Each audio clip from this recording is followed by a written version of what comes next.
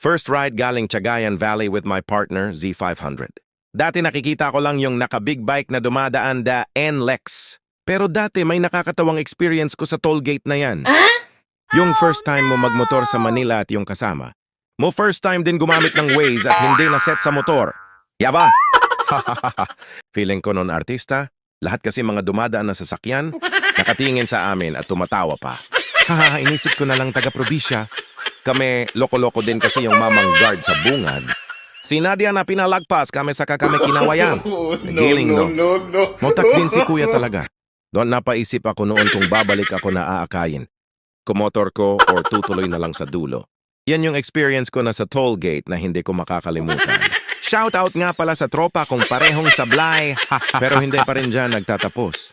Yung kwento namin dalawa dahil natuluyan kami sa parting Ortigas. City Ordinance kami nadali. Hindi kami nakalusot ba walang angkas pareho lalaki. Ayun, hindi kami talaga nakaligtas doon. 500 petot again. Anya mita. No taga-probisya talaga. Ha. Yan lang naman yung hindi ko. Makakalimutan na experience ko na unang mag-drive nagmotor, 1,150cc, Mio, hehehe, 125 lang dumadaan sa expressway. No. Charge to experience. Pero ngayon, ito na dadaan na tayo sa N. Lex at mag-toll gate na tayo. May kumaway na nga na isang biyahero pa bomba daw. Kaso naka-silencer ang tambocho ko paano ko bombahan. Nagaantay ako ng big bike na pwede kong makasabay sana pero wala talaga ako na antay kaya chill ride na lang ako sa NLEX. E-joy ride na lang ako kahit wala akong nakasabay at ito na malapit na ako sa toll gate at ang haba ng pila sa cash lane pero nakiusap ako sa mga malalaking sasakayan na pasingit lang. Hahaha.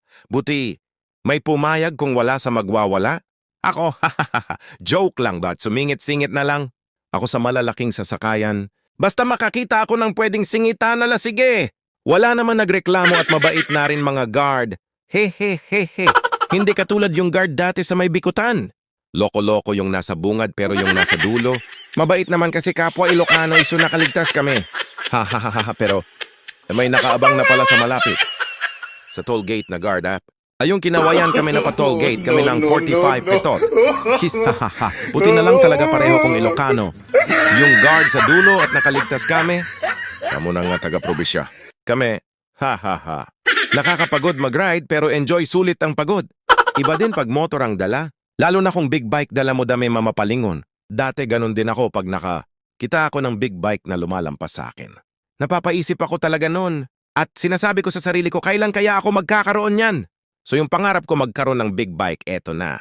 Sinasakyan ko na talaga at aalagaan ko talaga